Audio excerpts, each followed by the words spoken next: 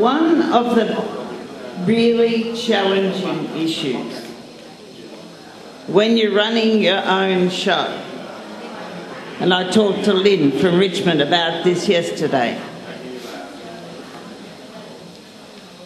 one of the real challenges is to stop people saying, I wish the government would do that, and say first, what are we going to do about it? And get involved yourself, and then ask government for a partnership to achieve it. Some of you, like Joseph, are experts in that. The other real challenge is to deal with conflict. Not everybody has the same ideas in the same communities. But you can't ignore that. You can't say, oh, we're all agreed. What you need to work to do is to confront the differences and use the differences and find a way forward. Sometimes if it's too hard, you have to try another way. But my experience in community action is there's always a way. Always a way to get what you want. You might have to be a bit devious. You might have to be a bit cheeky. I've got a favourite song that my mother taught me. And I think it's a really... I'm not going to sing it, you'll be pleased. Oh. Sorry about that. It's such an old song, many of you won't know it. So that gives away my age. But it was a song sung by the women in New York when they were fighting for better working conditions. And the bosses were threatening them with the sack. And some of them were very frightened that something would happen to them if they spoke up. Anyway, they decided they weren't getting very far speaking up, staying quiet, I mean. So they sang this song, which goes like this. And I reckon it should be the theme for Collingwood and Richmond and Fitzroy. It goes like this. Don't be too polite, girls. Don't be too polite. Show a little fight, girls. Show a little fight. Now I've forgotten the next word. When you're, something like, when you're threatened with the sack, just recognise your value and you won't look back. So 2 ideas in that. The first one is when you're representing your community, stand up. Well, you can sit down like I am, but stand up tall. And be a bit cheeky about what you can achieve. Think bigger than you think you can achieve. Somebody says to you, well, we can't do that. What you then say is, why not? Let's have a go. That's being cheeky.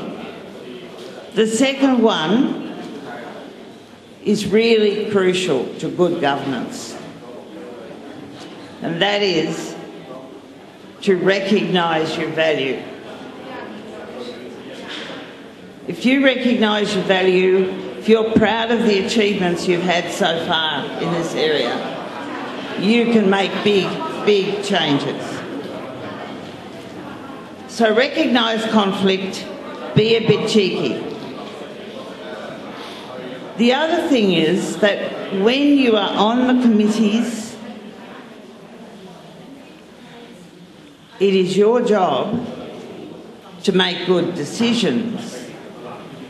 But it's even more, as well, you need to report back to your community. You won't be able to say, oh, that government's doing that, because it's actually your resident representatives who are making the decisions. And they need two things: you to report back, and secondly, you as the representatives on the committees to get your communities, your floor or your cultural communities involved in doing the work. Nick knows it's easy to make decisions, but what you need is the people who do the work. So the other thing that I want to mention, and then maybe we can have some discussion and questions, is the importance of your values. Every committee needs to be clear about its values. Now, I'm passionate about a central value, which is equity, that everybody should be treated equally, and those who need the most help get the most help. But the second thing I'm passionate about is respect. A community only works if people respect each other and demonstrate they respect each other. It is not respectful to be violent. It is respectful to negotiate. So writing down your values, being clear about your purpose, setting up residence groups, which are the reporting networks back to your central committee. They're all important. And the final thing I want to mention is the challenge of working in partnership with government and council and agencies. A lot of people in government, particularly, are not used to sharing their power. And what your new committee will be doing is asking government and agencies and local government to share power with you. And that will take a lot of work and maybe a lot of support to do that. But it is the best way to achieve results. Now I'm going to leave with Sharon, Simon.